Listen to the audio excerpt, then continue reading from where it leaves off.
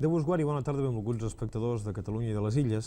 Com sempre, els saludem al començar el Vostè Pregunta, que correspon a la tarda d'avui.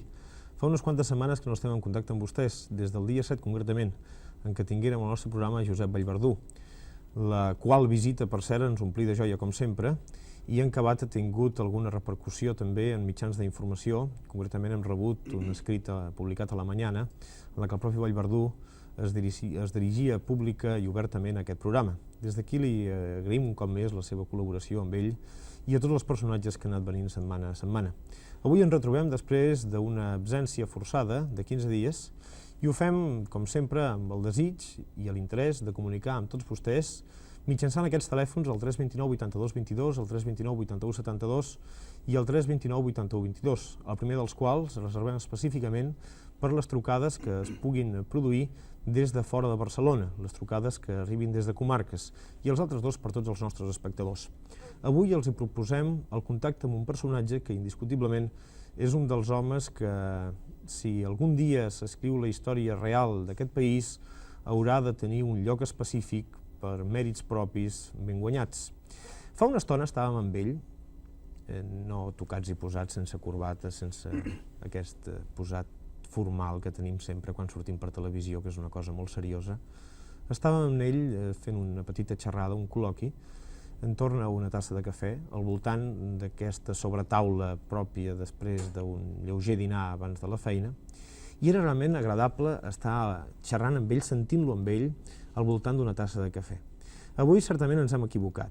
El programa no l'havíem de fer aquí dintre, l'havíem de seguir fent allà fora, perquè Joan Fuster és un dialogador extraordinari, és un personatge extraordinari, i no sé fins a quin punt traïm l'essència de les seves possibilitats al posar-lo dins d'aquesta cotilla, que és aquesta caixa tancada a la televisió. Sí, comprens, és una mica forçat. Jo no estic acostumat a aquestes coses, però en fi, farem el possible perquè la cosa funcioni. La voluntat de que farà el possible és que ja està aquí, cosa que ja és molt. Sabeu el que és treure amb en Joan Fuster de Sueca, fer-lo venir a Barcelona? Què passa? Que sí, que és ben difícil. És ben difícil. Soc un animal sedentari i em costa molt sortir de casa.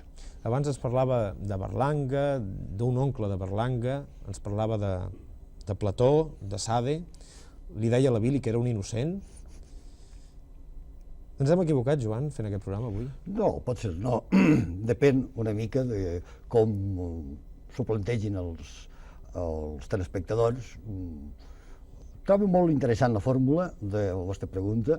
He de confessar que no he vist mai aquest programa, perquè aquesta emissora no arriba al País Valencià, lloc de la meva residència habitual, però m'ho he explicat i la trobo molt suggestiva. Només he d'advertir prèviament a l'espectador que jo no sóc ni una enciclopèdia ni un oracle, sinó que sóc simplement un senyor d'opinió, un senyor que opina i espera que les preguntes vinguin per aquest cantó. De quines coses et sembla que pot resultar més interessant que en parlem al llarg del programa? Què proposes a la gent que es sotmeti a diàleg, en controvèrsia, en opinió o en opinió, en definitiva? Mira, això m'obligaria, si per dir-ho així, una mica a autodefinir-me, cosa que em molesta bastant, perquè crec que reduir-se un mateix a unes quantes línies d'interès és ben difícil, sobretot una persona com jo que he estat en el meu treball, un treball intel·lectual, molt dispers. Ara, si dins de tot això, la feina que representa finalment 50 llibres i uns quants milers d'articles publicats als diaris i als revistes i tot això, doncs sí que hi ha unes constants, probablement, de preocupació meva i que poden ser un tema de diàleg amb els telespectadors. Dius que et molesta definir-te i potser podríem anar a parar a definicions alienes, a definicions d'altres, per matitzar-los o per veure què en penses. Castellet, per exemple, la Gran Enciclopèdia Catalana, diu que ets l'assagista més gran d'aquest país després de la Guerra Civil. Correcte, fals? Assumit? Home, el més gran, que vols que el diga? Tot això, de totes maneres, és com quan el punt de referència és molt concret. Si després de la guerra hi ha hagut pocs assagistes, potser soc un dels més distingits, ja que no el més gran, però n'hi ha pocs, realment. Assumit com a assagista que ha exercit el paper d'assagista, tant com les circumstàncies i el mercat del llibre català ha permès, això sí, evidentment. Un home capaç de donar, a partir del seu cognom, nom a tota una corrent, és a dir, de crear un estil. Hi ha un estil fuster, una manera de ser fuster, una manera de ser fusterot. No sé, tampoc, pot ser exagerar una mica. Ja ho veurem a la llarga. Racionalista? Molt, total. Volterià? És una manera de ser racionalista, és un racionalisme amb unes gotes, pot ser, avui la gent tendeix a considerar-les anacròniques d'anticlericalisme i d'alguna cosa similar, però en fi, jo crec que encara és vigent. Fa poc vaig publicar justament a una revista de capellans, vull dir, de frares, de monjos concretament, que és Serrador, un article sobre l'anticlericalisme i, en fi, definia la meva posició sobre el particular. Crec que és vigent l'anticlericalisme. Liberal, francotirador... Liberal, mira, jo sempre aquestes coses, quan surt la paraula liberal, m'acostumo a citar no és una cosa docta precisament, sinó més aviat pintoresca, un passatge d'una sarsuela, que em sembla que és la Gran Via, que diuen allò de que liberal, ja no hi ha, ara no ha de ser per cal, comprens que s'han acabat els liberals. I liberal sí que accepta la definició en tant que partidari de la llibertat, en el sentit originari de la paraula. Posaria en canvi, moltes objeccions a una adhesió al liberalisme, diguem-ne, econòmic o al liberalisme en altres aspectes. Estàs satisfet del teu aspecte físic? Del meu aspecte físic, jo soc molt lleig, Cristo, no ho veus. Però això et satisfà, et disgusta, no t'amoïna? Em deixa indiferent, sobretot els 50.000 anys que tinc ja. Aquestes coses no tinc la teva edat, és clar, doncs has d'agradar a les senyores i has de fer coses per l'estil, però a mi ja és més igual. Pràcticament visc obsessionat per la màquina d'escriure. No té 50.000 anys perquè va néixer l'any 1922 a Sueca, a València. D'això fa molt de temps. I segueix estant a Sueca, a València, encara que de tant en tant, com per exemple ara, arriba a Barcelona i és capaç de mirar, indagar, observar, analitzar, com sempre el que hi ha al seu voltant. Perquè la seva constant vocació és la de treballar responent a una necessitat gairebé imperiosa d'escriure, de dir coses, d'explicar el que entén, pensa, sent, coneix, desprecia, respira, pateix, recerca... Habitualment vinc a Barcelona 3-4 vegades l'any, m'hi passe uns quants dies cada vegada. Ho faig bàsicament per raons professionals, vull dir, contactes amb els editors, amb els amics que dirigeixen periòdics i revistes on tinc costum de publicar coses, i m'agrada sobretot el contrast entre el meu petit món local, el món de Sueca, el món rural i la gran ciutat. Probablement jo seria incapaç de viure permanentment a una ciutat de les dimensions de Barcelona, però sí que m'agrada de tant en tant passejar-me pels seus carrers, veure la vivor de la gent, que és molt diferent a la del meu poble, comprar un diari, que probablement al meu poble m'he obligat a comprar només el local, veure els carrers, veure el personal.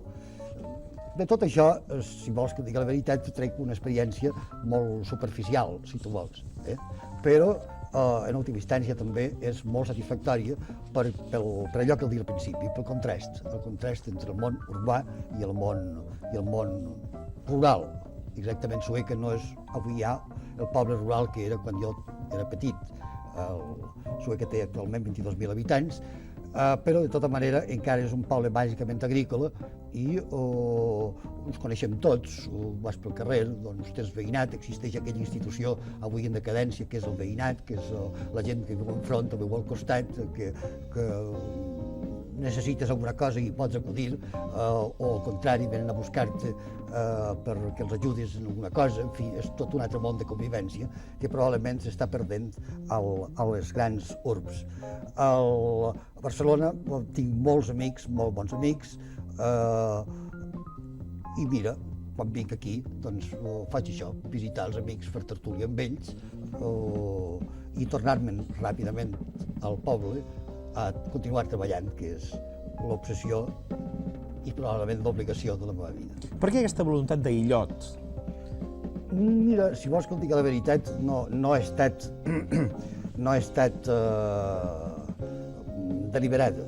És a dir, que ha estat més com a conseqüència d'una sèrie de circumstàncies familiars i personals que seria molt llarg d'explicar i que no interessen a ningú, i que finalment m'he vist allà tancat al poble. I estic content, en última instància també, perquè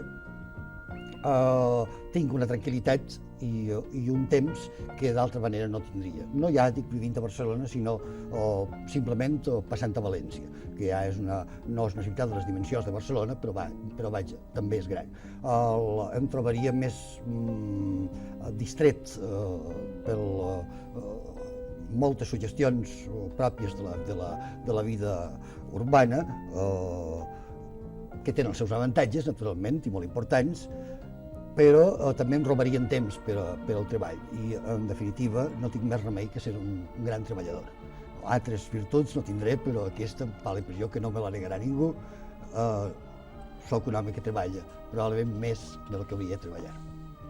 Ja crec que he entrat en l'edat de jubilació, però el problema és que en aquest ofici no hi ha manera de jubilar-se. Ho ha de morir al peu del canó.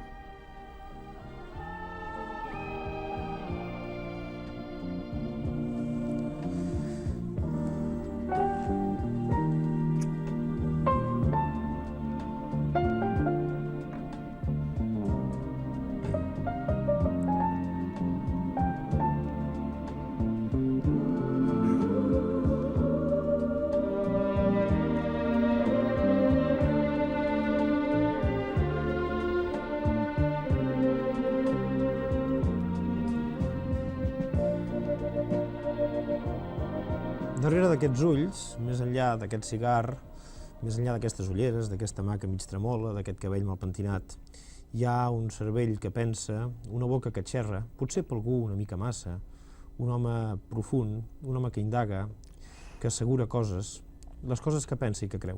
Joan Fuster, a qui avui vostè pregunta, ha volgut invitar i sotmetre a la consideració de tots vostès al llarg del programa, perquè a partir d'ara ja comencin les seves comunicacions a partir de les trucades als telèfons que anteriorment hem anunciat. Mentre es produeix la primera trucada farem un petit repàs per la biografia personal de Joan Fuster. I hem dit que va néixer a Sueca l'any 1922, fill d'un imaginer carlí. Joan Fuster va connectar amb els primers estudis de la mà del seu pare, que estava directament connectat amb el dibuix. Sí, el meu pare era professor de dibuix d'un col·legi de segon ensenyament a Sueca, allò que es deia abans segon ensenyament, actualment ja no sé com es diu, perquè amb tots aquests canvis de nomenclatura i de programes i de plans d'estudi ja no sé com va la cosa, sóc incapaç fins i tot de preocupar-me'n. El meu pare aleshores era professor de dibuix. Com a conseqüència jo podia ser alumne d'aquell col·legi sense haver de pagar mensualitats, cosa que facilitava molt, tenint en compte que l'economia domèstica era molt precària, va facilitar això, que jo fes els estudis del batxillerat i després, més tard, fent un esforç considerable, em van fer estudiar una odiosa carrera, que és la carrera de dret. No vull dir que sigui odiosa en si, però ho era per a mi. Carrera que va acabar l'any 1947. Sí, la vaig acabar fins i tot amb alguna matrícula d'honor, encara que no ho sembli, comprens? Vol dir que com a alumne vaig considerar que ja que la família feia aquell sacrifici per fer-me estudiar, jo el menys que podia fer era correspondre estudiants. Oposicions de secretari a l'Ajuntament o les que no s'hi presenta? Sí, bé, quan vaig acabar la carrera el problema era què feia jo. L'exercir la professió d'advocat demana unes condicions molt particulars de tracte amb la gent i a més d'estratègia d'estratègia de jutjats i coses per l'estil, que jo ho considerava incapaç. Vaig pensar en fer unes oposicions, però abans de presentar-m'hi vaig abandonar perquè també em vaig reconèixer incapaç d'aprendre de memòria i després recitar com un lloro uns rotllos que ja venien prefabricats per uns llibres determinats. És a dir, que no... abans es van convocar les oposicions i abans de realitzar-se vaig abandonar. El seu germà mor sent vostè molt jove?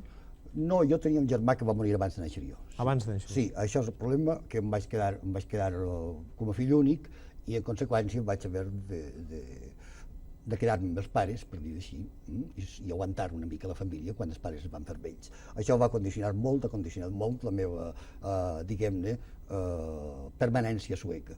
Jo no hauria probablement sortit mai, perquè no tinc temperament aventurer, per dir-ho així, jo d'anar a buscar, no dic jo, a València, o a Barcelona, o a Madrid, o fer carrera, allò que es diu fer carrera, en l'aspecte professional d'escriptor, que era el que finalment vaig descobrir que podia fer. El 1944 va publicar el seu primer article exactament quan tenia 22 anys.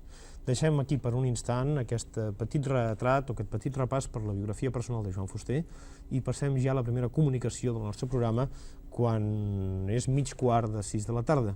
Déu vos guard i bona tarda. D'acord. Hola? Sí, hola. Déu vos guard, bona tarda. Bona tarda. Vostè pregunta. Mira, em dic Carme Gili, Sí, Carme? soc mestressa de casa Sí? i truco des de Barcelona. Endavant, Carme. La meva pregunta és amb el senyor Fuster. Jo he llegit que ell ha dit que la llengua nostra, la llengua catalana, és la mateixa que es parla a Catalunya, és la mateixa que es parla al País Valencià. Per tant, tenim el mateix idioma. Això com ho veuen els valencians? M'agradaria que m'expliqués en general a València com ho entenen. Jo crec que a Castelló, per exemple, això ho entenen bastant bé, però a la província de València i Alacant com ho entenen? És valencià o és català? Bé, això en particular, la cosa té dos nivells, crec jo. Un primer nivell, naturalment, diguem-ne, científic, i fins i tot pragmàtic, és a dir, jo estic parlant ara allò que diríem en valencià, si tu o vostè m'entens, vol dir, i si jo t'entenc que tu o vostè, vol dir que estem parlant la mateixa llengua. Sí, però això és obvi. El segon pla, el segon nivell del plantejament és si els valencians en són conscients.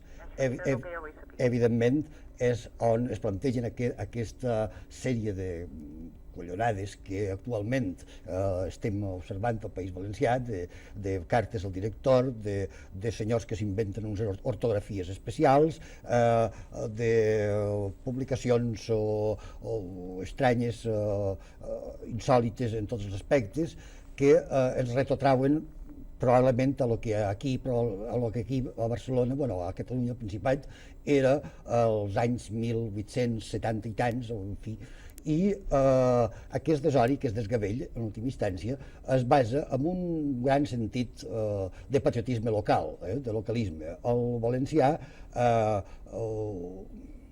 a falta d'una altra cosa més sensata, practica aquest patrioterisme tan absurd que aleshores li molesta. No vull dir a tots, en absolut. A la província de Castelló, ja ho has dit tu, ho has dit vostè, ho tenen més clar i és obvi, entre un senyor de Vinaròs i un senyor de Vinaròs i un senyor no sé, de Tortosa, no hi ha cap diferència en la manera de parlar, un senyor de Morella i un senyor d'Ulldecona tampoc, o hi ha ben poca diferència. En canvi, com més al sud baix, probablement hi ha unes diferències dialectals més marcades i sobretot una accentuació d'això que diia, d'aquest patrioterisme. Aleshores diuen, nosaltres parlem valencià, no català. O es molesta que dir que el valencià és una forma dialectal del català, perquè es fa la impressió de que això és una cosa, diguem-ne, subalterna, quan en realitat s'hauria de dir és un dialecte català, exactament com pot ser el barceloní o qualsevol altre, o el mallorquí. Costa molt que la gent abdiqui d'aquest prejudici. però crec que s'ha guanyat molt de temps, dic, s'ha guanyat molt en aquest terreny, però molt, si ho comparem amb la situació de fa, no sé, 20 anys només. Fa un mes aproximadament, a conseqüència d'un trist decret o avantprojecte de decret sobre el bilingüisme al País Valencià, es va fer en contra, naturalment, una manifestació a la ciutat de València, en la qual assistiren 30 o 40.000 persones. 30 o 40.000 persones que anaven pel carrer a la ciutat de València, cridant els valencians parlem català, volem el català a les escoles, etc. És a dir, dient-li ja català. Jo trobo que és molt, molt important, tenint en compte que aquestes persones que hi anaven bàsicament eren ensenyants i eren alumnes de col·legis i d'instituts. O sigui que realment continua la reticència.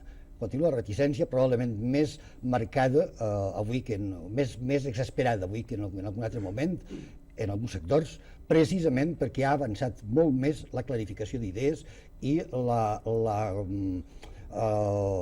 el sentiment de la unitat idiomàtica.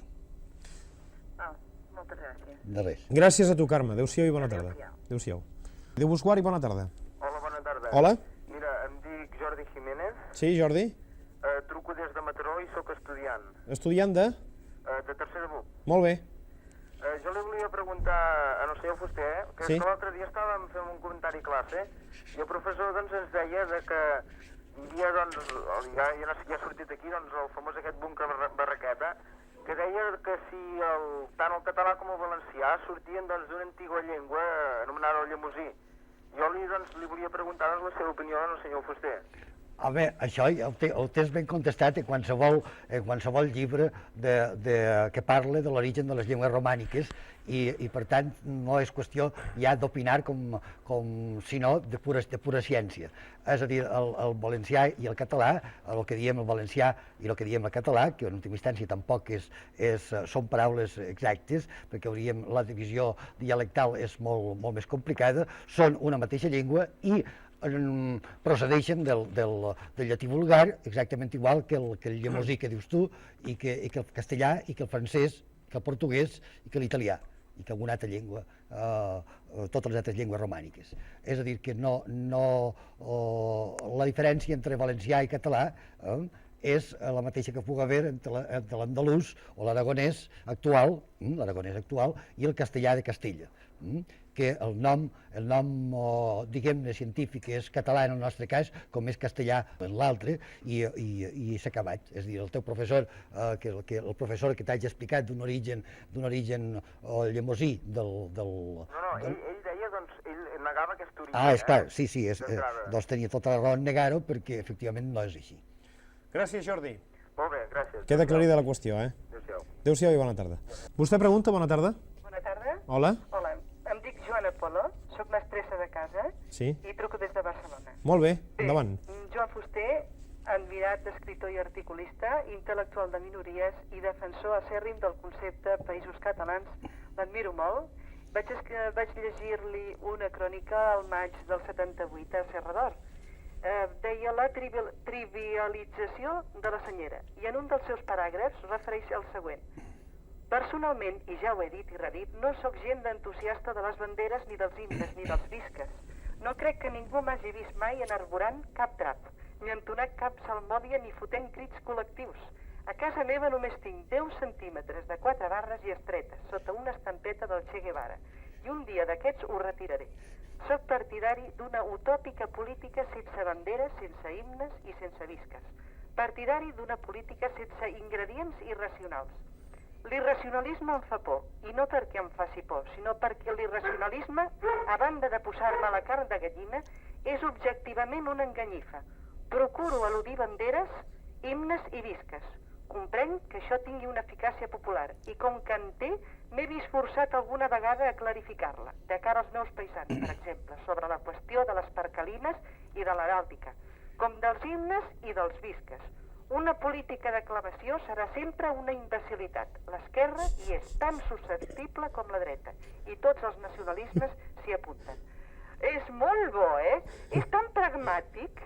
tan pragmàtic, Moltes és tan gràcies. realista, Moltes que el gràcies. tinc guardat perquè em va fer molta gràcia. I això que jo sóc precisament una convertida al catalanisme per les banderes, Perquè jo l'11 de setembre, quan em vaig veure tantes de banderes, em va fer una impressió, una emoció tan gran que vaig pensar, aquí passa alguna cosa. Això no ho havia vist mai, perquè 1,5 milió de persones al carrer amb banderes era impressionant. Però al cap d'un temps vaig llegir això i vaig pensar, i també té raó. Bé, a part d'això, la meva pregunta, això és per dir-li com l'admiro. El segueixo molt en els seus articles de La Vanguardia. Magnífics. Un d'ells, l'últim, sobre els marginats. Està molt bé, perquè de marginats n'hi ha molts.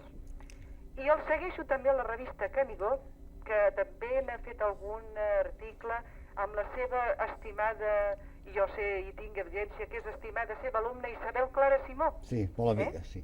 De Canigó. Molt Però amiga, sí. aquesta és la pregunta, potser la més escaient que tinc ganes de fer-li. El trobo a faltar en el diari Avui de Barcelona, en català. El nostre diari estimat Avui, no el veig, Joan Fuster, estimat Sí. Joan Fuster. Això puc contestar-li d'una manera ràpida i tristíssimament la realitat és aquesta. No tinc més remei que ser un professional de l'escriptura. Això vol dir que el guanyo la vida escrivint. El guanyar-se la vida escrivint en aquest país és molt difícil, entre altres raons, perquè habitualment, llevat d'algunes excepcions importants, habitualment és un ofici molt mal pagat. Aleshores, no tinc més remei, per pura supervivència, que atendre aquelles col·laboracions on, en fi, millor paguen. Ho dic amb el més clar i més pur cinisme. Al diari Avui vaig començar a col·laborar al principi, vaig publicar, em sembla que un parell d'articles. Sí, el blau de la senyera. No, era Bé, algun article del blau de la senyera. no recordo exactament Jo el quins tinc aquí, articles. guardat. Està bé. Vol dir que no era del senyor Sánchez Guarnera, aquest article? Sánchez Guarner és un amic seu. Aquí Sí. tinc amics de vostè, Sí, que són sí. Vicent Andrés Esteller, Sí. Jaume Pérez Montaner, Sánchez Guarner, etc. Els articles, bé, és igual, ja no recordo quins articles van ser els que vaig publicar en última instància. El problema era que, en fi, ho direm ràpidament, pagaven poc Sí. i no hi ha més remei. Ara, jo, això és que està preguntant i dient vostè, és el problema que se li planteja a qualsevol escriptor català actualment, perquè probablement viure exclusivament dels llibres podran viure 3-4 persones, Sí. 3-4 persones, i sobretot que són persones que escriuen un tipus de literatura que té necessàriament o té probablement una audiència molt extensa, per exemple, la novel·la o el teatre, i que això es dona unes compensacions econòmiques per a sobreviure o per a viure bé, que no dona, per exemple, el tipus de treball que jo estic acostumat a fer, és a dir, tipus diguem-ne, d'erudició o d'assaig, que té una clientela més reduïda i, en conseqüència, les liquidacions anuals, jo tinc publicats ja, no sé, 50 llibres, probablement, entorn dels 50 llibres, probablement més, i les liquidacions anuals d'aquests llibres no ho sé si arribarien serien suficients per a passar un parell de mesos. Sí, per desgràcia. No, però jo no em queixo d'això, senyora, perquè és natural que... Sí, la ploma és mal Sí, no, i que a més és el tipus de paper que jo faig, que té un abast molt reduït. Si jo escric o publico un llibre, com per exemple n'he publicat uns quants, de La decadència al País Valencià, que és un llibre d'erudició, Heretgies, revoltes i sermons, que és un llibre també d'erudició, algun altre per l'estil, etc. Doncs jo sé que això ha d'interessar exclusivament a un públic, diguem-ne, molt cultivat i preocupat concretament per aquest tipus de temàtica. Això obliga, en última instància, a haver d'administrar les col·laboracions periodístiques allà on puguem fer. Però això crec que li passa tot més. Fan pensat molt. I esclar, dius, és molt convenient per un diari en català que tinguéssim un Joan Fuster en l'Avui. Jo el trobo a faltar i era la meva pregunta. Joana... Ja veu, un moment, ja veu que en canvi...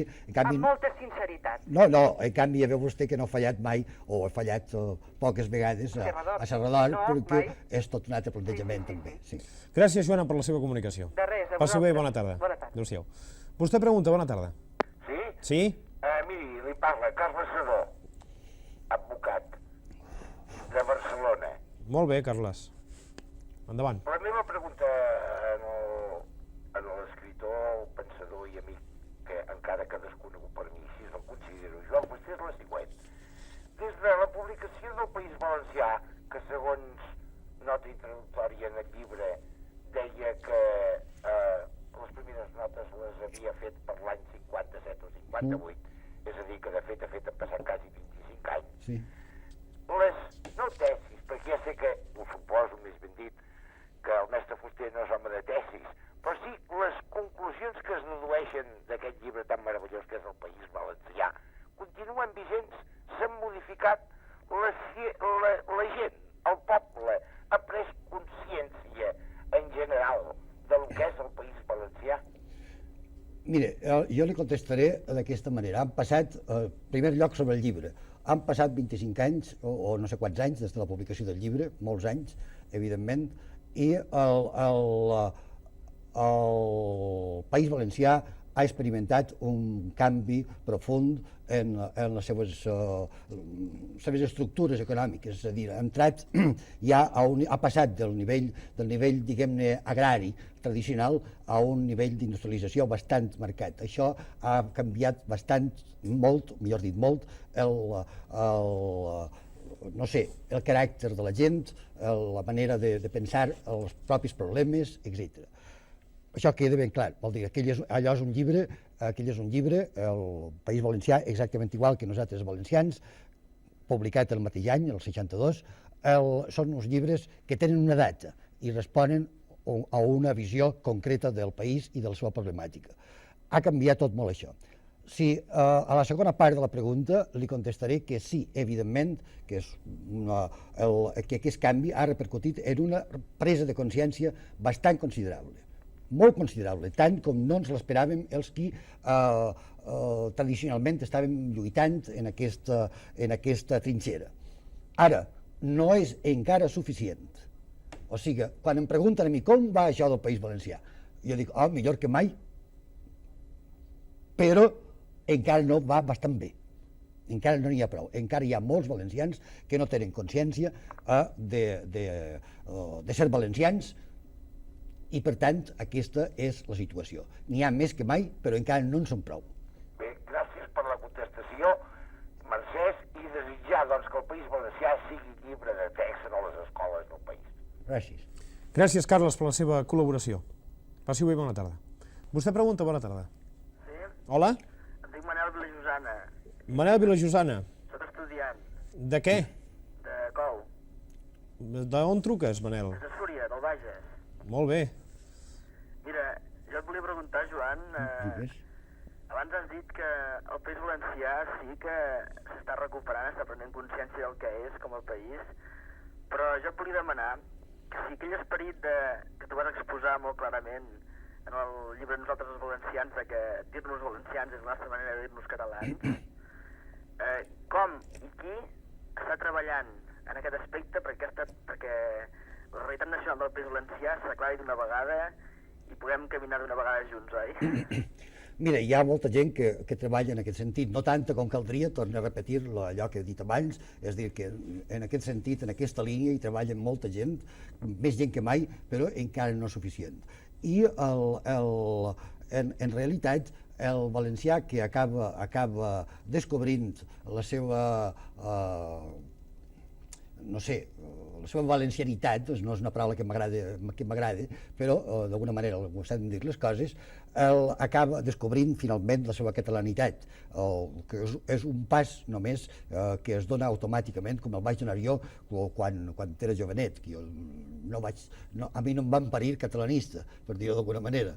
Jo vaig sortir, les meves lectures, les meves preocupacions, procedia de l'espanyolisme vulgar i corrent típic de la postguerra i he anat evolucionant molt a poc, vaig anar evolucionant molt a poc fins a arribar a unes conclusions clares. Actualment, i per fortuna, molts valencians no han de fer aquesta evolució pel seu propi compte, com la vaig fer jo, sinó que ja tenen a la seva disposició tot un utillatge a la seva disposició, un utillatge intel·lectual, diríem, llibres, classes, cursets, etc., que fan que cada dia sigui més ampli aquesta projecció. En la teva gènesi, aquesta que estàs explicant, hi va haver algun element definitiu? Algun element decisori?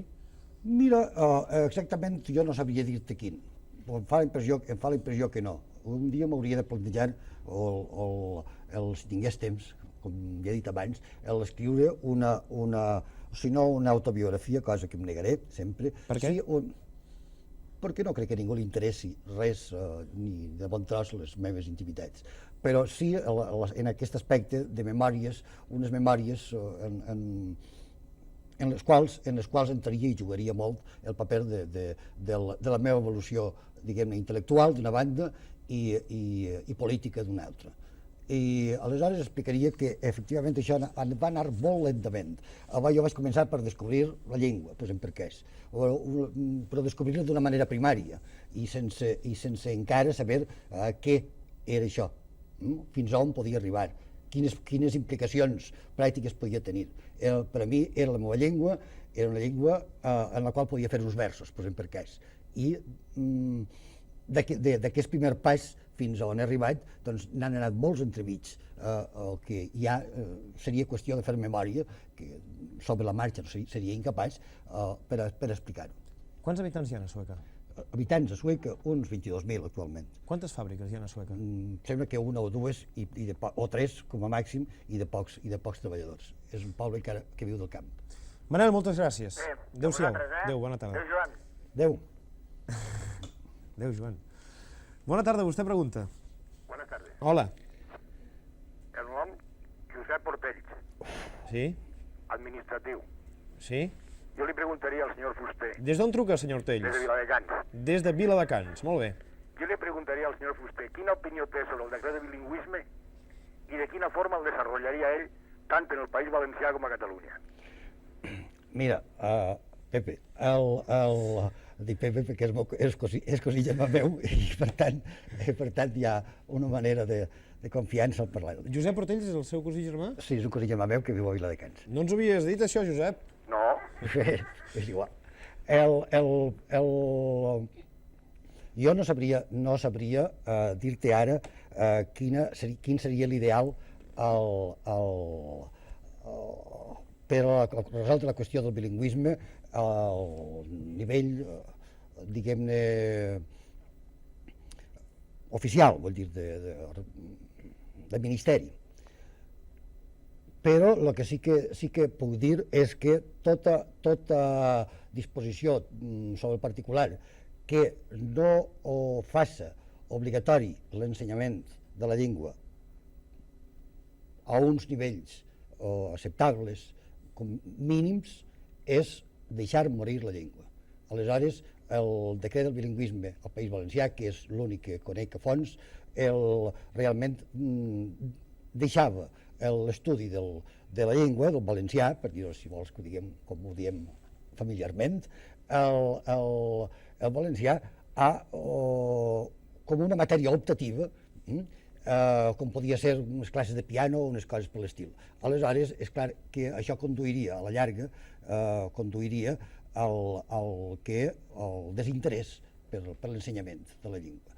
Aquest desinterès porta com a conseqüència a deixar morir lentament la llengua com fins ara s'ha fet a deixar-la en mans del poble, cada vegada en la boca del poble exclusivament, d'un poble analfabet, i que cada vegada aquest poble es trobarà amb més factors en contra de la seva llengua, com poden ser els grans mitjans de comunicació que habitualment se'ns administren en castellà, i finalment doncs, acabarem parlant una barreja, un patuès poc decorós, i sobretot acabarà oblidant-se. És el que ha passat està passant i ha passat en altres llocs, i que trobo que és el que sí hauríem entre tots d'evitar que passi. Tots, almenys tots aquells que estimem la llengua i considerem que és un patrimoni no solament nacional, sinó també humanístic, molt important, i que crec jo que no havíem d'abandonar. Gràcies, Josep Artells, per la seva comunicació. Un abraç. Ha tingut vostè molta sort al connectar amb nosaltres. Merci. Gràcies. Dic que tinc molta sort perquè hi ha molta gent que està tractant de marcar els nostres números cada setmana i molts d'ells es troben comunicant constantment als nostres telèfons. Que ningú pensi que perquè el senyor Ortells i el senyor Fuster siguin parents hi ha hagut cap mena de favoritisme respecte a una possible prioritat de la trucada del senyor Ortells. Una nova comunicació al nostre programa. Déu vos guard i bona tarda. Hola, què tal? Bona tarda. Hola, Déu vos guard. Em dic Manel Dols, soc representant i truco des de Barcelona. Molt bé. Bé, jo volia fer un parell de preguntes amb el senyor Fuster, molt ràpides, una més aviat general Sí. i una molt anecdòtica. La general és la següent. Jo vaig descobrir amb el senyor Fuster amb el llibre Nosaltres els valencians, ja fa un plec d'anys, no? Des de llavors ençà ha plogut molt, vull dir, en aquest país, a la península, vull dir, han passat moltes coses. S'ha mort una sèrie de gent i han nascut uns altres i tal, no? I això, en principi, semblava afavorir un cert enteniment, concretament en aquest cas, València, el País Valencià i el País Català. En canvi, ha ocorregut un fenomen relativament curiós, i és que, per exemple, concretament en el País Valencià hi ha hagut com una mena de polarització. És a dir, ha sortit el que ara se'n diu el búnquer Barraqueta, per dir d'alguna manera, no? I d'altra banda ha sortit potser un procatalanisme una mica més accentuat o una mica més visible, no?, en certa manera. Llavors jo en els últims anys el que estic veient és que tots són declaracions de bons principis, tant des del punt de vista del País Català en quant als valencians integrats en certa manera en aquesta cultura comú, i una gran quantitat de declaracions de bons principis entre els valencians en certa forma que se senten també integrats en aquesta cultura comú. El que no hi veig, i crec que el senyor Fuster estarà d'acord, i és la meva pregunta general, són mesures concretes per tal d'evitar aquest cert allunyament, que ni a nivell geogràfic és explicable, i al referir-me a mesures concretes em refereixo concretament, doncs, no sé, a centres culturals del Principat al País Valencià, centres culturals del País Valencià a Catalunya. És a dir, no estic parlant potser d'una invasió culturalista en un sol sentit, sinó d'intercanvi, no? Ja t'entenc, ja. Però vull dir mesures molt concretes, i abans deia una mica pragmàtic, no, el senyor Fuster? Sí. I crec que els catalans també ho som, i tothom... Jo crec que efectivament s'ha produït això que tu dius, i crec que evidentment falta institucionalitzar una mica aquest corrent mutu recíproc d'afinitat en què està redescobrint-se. Evidentment també, insisteixo, s'han produït els últims anys més contactes que mai. És a dir, si pensem el que passava fa, no sé, 100 anys, és a dir, els moments de la Renaixença, doncs apenes hi havia més contactes pràcticament que els epistolars. Ara, actualment, doncs, hi ha hagut una transfusió molt important, tant a base de viatges i visites mútues, però també hi ha hagut també fenòmens tan importants com el de la cançó, en el qual alguns valencians, com ara el Raimon i l'Ovidi, i en fi, amb un altre nivell, alguns altres grups, o dic, alguns altres cantants i alguns grups, doncs han fet acte de presència aquí a Principat en fi, donant senyal de vida d'aquesta cosa. És evident també que els nostres llibres, la majoria de nosaltres, els publiquem així. És evident que també l'Estellers, per exemple, doncs, el Vicent Andrés Estellers ha arribat a un prestigi que mai cap poeta valencià havia tingut per ací, etc. Ara, això no és suficient, jo ho reconec, i que, esclar, això no depèn ni de nosaltres, ni pot ser ni de ningú, depèn del dimoni, és a dir, depèn de tots. Jo anava una mica a subratllar el que tu has definit molt bé com institucionalitzar una mica, no? A través de la Generalitat, a través de quina... No, això hauria de ser de les dues Generalitats. Exacte. Hi havia una segona qüestió molt anecdòtica que a mi s'ha sortit de rebot. Jo tinc entès que el senyor Fuster va tingué bastant que veure amb justament, ha dit el nom, amb en Raimon, l'avinguda de Raimon i l'establir-se aquí. Voldria purament ja a nivell anecdòtic que ens comentés alguna cosa sobre això, no? Perquè va ser molt important, almenys pels nois catalans de la nostra generació, que més o menys és el del Raimon. Sí, l'anècdota és molt senzilla, és a dir, un dia vam descobrir allà que hi havia un xicot, un estudiant, que tenia dues cançons o tres cançons com a màxim en català. Ens vam fer amics, és a dir, ens vam posar en contacte, i a la primera ocasió que vaig tenir em vaig fer venir aquí al Fòrum Vergés, que era... Sí, allà val més provar. Exactament, que era una cosa de les primeres plataformes de la cançó, i un bon dia s'hi va presentar i la seva manera de cantar era tan diferent a allò que en aquell moment es portava, és a dir, el treball dels 16 jutges, molt important d'altra banda, no hi ha dubte, i molt estimable a tots els nivells, l'estètic i el polític, etc. Però aquella manera de cantar a base de crits i una miqueta excitada, va remoure l'auditori. Recordo com un any memorable aquella primera vegada que el Raimon només va cantar que dues cançons, em sembla que dues cançons, perquè no en tenia més fetes. Gràcies, Manuel, per la teva comunicació. De res, gràcies. Adéu-siau i bona tarda. Adéu. Fumes molt, eh? Sí, Massa, eh? massa. No és Però què vols que li faci? És com cremar palla. Déu us guard. Bona tarda, vostè pregunta. Hola, bona tarda. Hola. El meu nom és Margarida Escofet, Sí? truco des de Banyeres del Penedès Sí? i la meva professió és mestressa de casa. Molt bé, Margarida. Bé, en un principi solament dir al senyor Joan Fuster doncs, que fa no massa temps que l'he descobert. Ara li estic llegint el seu llibre en diccionari per ociosos, que m'agrada molt. Sí? I, en fi, sobretot que l'admiro moltíssim pels seus articles i la seva, podríem dir-ne, doncs, vessant nacionalista que molta falta ens fa en aquest país nostre. Abans de la pregunta, si em permeteu dir molt ràpidament, doncs que el senyor Fuster ha dit que aquest programa no podran veure els seus companys i els seus amics des del País Valencià. I em penso doncs, que això és una cosa molt trista, que a Catalunya els programes en català també són molt minsos, de tant en tant quan els sembla ens els treuen. I aleshores jo penso, i això pensem molta gent, que el fet de que les coses que es facin doncs, des d'aquí, des de Miramar, no puguin anar al País Valencià és perquè potser sí que se'n donarien compte tots els valencians, perquè la televisió no deixa d'entrar a totes les cases, de que parlem la mateixa llengua que ens podem entendre, i això, segons qui no li deu interessar, dic jo.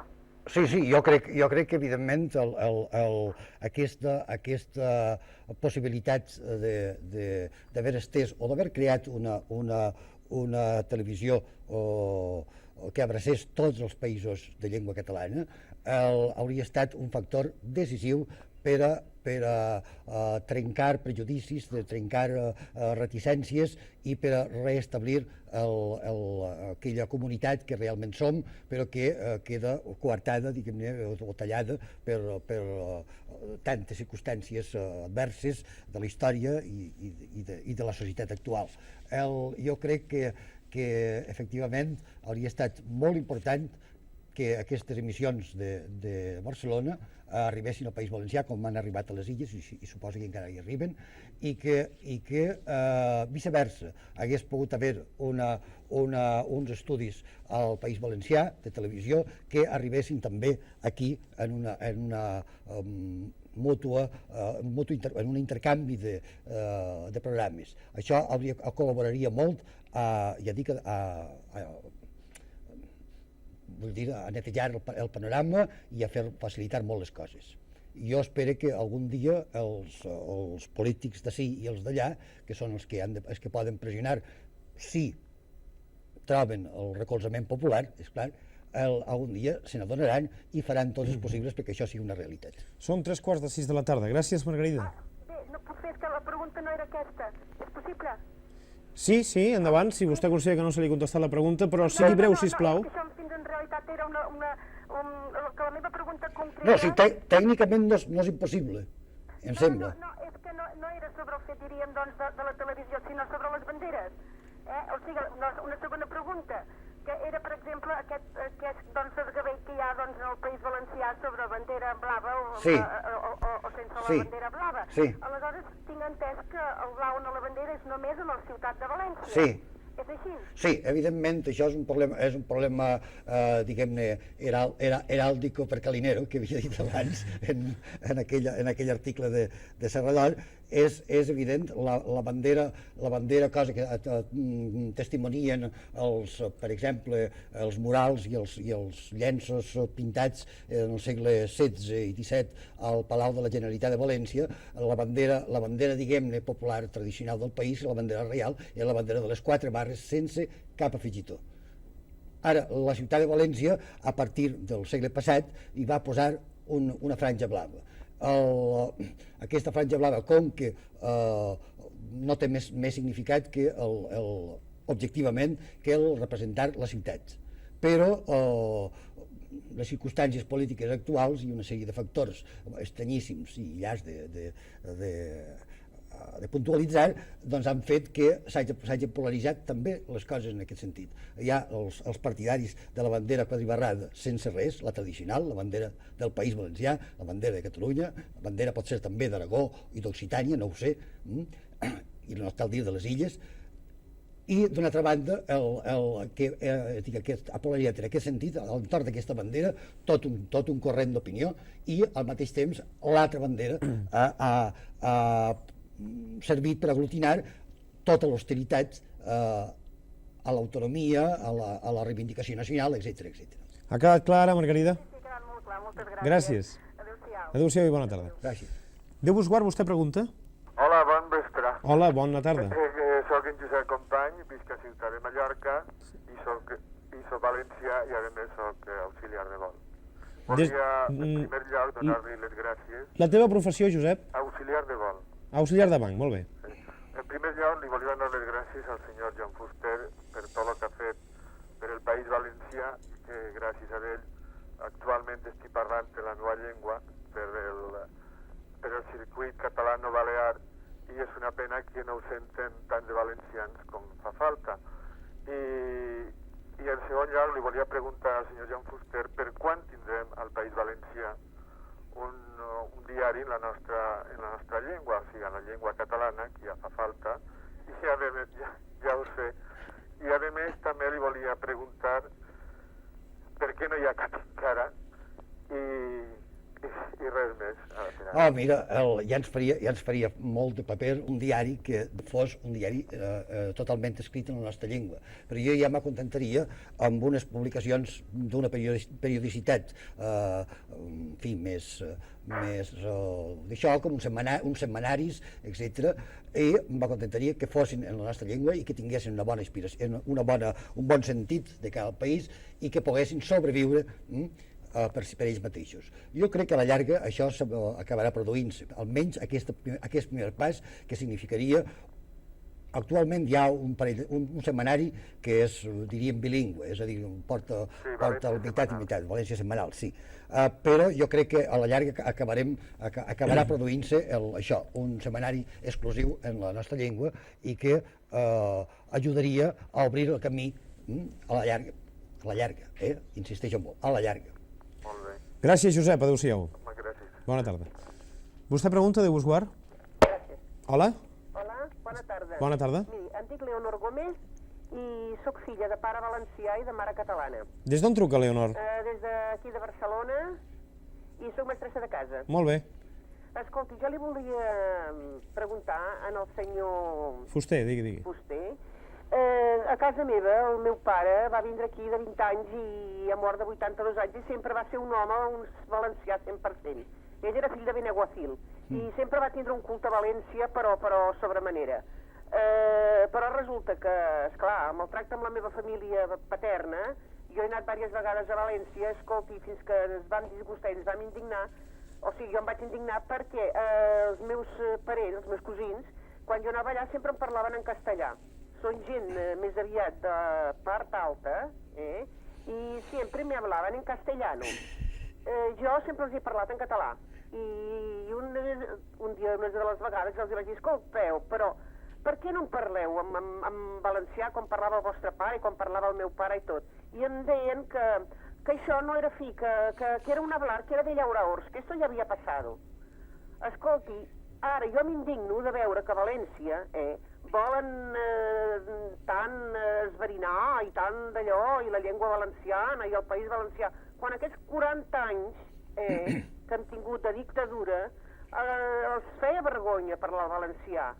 Els feia, en fi, estar en família, ja no ho diem públicament, sinó estar en família, escolti, era una cosa d'allò. I ara rasguen les vestidures, quan no sabien... És la mateixa gent que en aquell moment parlava castellà, és la mateixa que en aquest moment és tan defensora d'una llengua valenciana distinta de la catalana. És un problema de que realment ells no els ha interessat mai la llengua, no n'han tingut mai consciència. Han pensat que la llengua era una cosa, això de llauraors, una cosa degradada socialment, i com que suposa que això també ara en aquest moment, no sé quina relació té vostè en la seva família de Benaguasil, que acaba d'esmentar, si, per exemple, avui que al País Valencià hi ha un reviscolament intel·lectual molt important, tant de novel·listes, poetes, autors de teatre, com d'economistes, sociòlegs, historiadors, etc., que publiquen els seus llibres en valencià. M'agradaria saber si aquesta família tan valenciana que vostè té per allà s'ha llegit algun d'aquests llibres. Segur que no. No sé, perquè, escolta, els cosins tots són metges i tot això. Ni se n'hauran assabentat, segurament. El meu pare tenia, escolti, tota la biblioteca, totes les obres d'en Blasco Ibáñez, que jo als 13 anys amagat d'ell me'ls llegia, perquè si me les hagués enxamplat, ho tenia tancat per jo, als 15 anys ja me'ls havia llegit totes, i etcètera, en fi, d'altres autors valencians. Leonor, li agraïm molt la seva col·laboració, Leonor, però estem molt malament de temps. No, ja he acabat, moltes gràcies, només era posar-los això. Gràcies. Gràcies. Que ara es rasguen les vestidures i tant d'això, i amb aquests 40 anys ni en família volíem parlar castellà, és clar. Gràcies a vostè per la seva col·laboració. Passi-ho bé i bona tarda. Amb aquest home, amb aquest Joan Fuster, amb aquest home extraordinari, observador, analític, sintètic, erudit, aquest home que potser se'n penedeix amb cert cinisme de no ser imaginatiu, de no haver pogut escriure mai cap novel·la o cap peça dramàtica, d'aquest home de semblant amussolat, panxut i prim, alt com un pallar, grenyut, xarmant, conversador, afeccionat a l'anècdota, aquest home que viu a Sueca, que de tant en tant rep un petardo, bomba, a la finestra de casa seva, que parla amb aquesta seguretat de les qüestions que fan referència a la valencialitat o la catalanitat o les coses que complementen o que oposen aquests termes, aquest dialogador extraordinari que ens permetria de seguir fent el programa per mitja hora, 3/4, 1 hora, 2, 5, 10, tota la tarda, cada dia, una estona. A aquest home no se li pot dir res més que fins la propera oportunitat en la que llegim un article signat per ell, perquè Joan Fuster està des d'allà, des de Sueca, en aquell illot lluny de nosaltres, lluny de Catalunya, de Barcelona, de Mataró, de Lleida, del Pallars o del Baix Camp, està a prop i molt absolutament arrelat a la nostra actualitat com a país i com a cultura des d'aquell illot allà baix, a Sueca, dintre dels països catalans. Gràcies, Joan Fuster, per haver vingut avui a vostè. Gràcies. Mirarem de tornar la setmana següent amb un tema vinculat amb la medicina, però abans de tornar el dijous vinent ens anirem amb el propi Joan Fuster a Sueca, perquè també hem volgut mostrar-los a vostès el lloc on viu Joan Fuster i la seva intimitat de casa seva. Amb l'ajut de signes hi anem a parar tot seguit i fins al dijous vinent.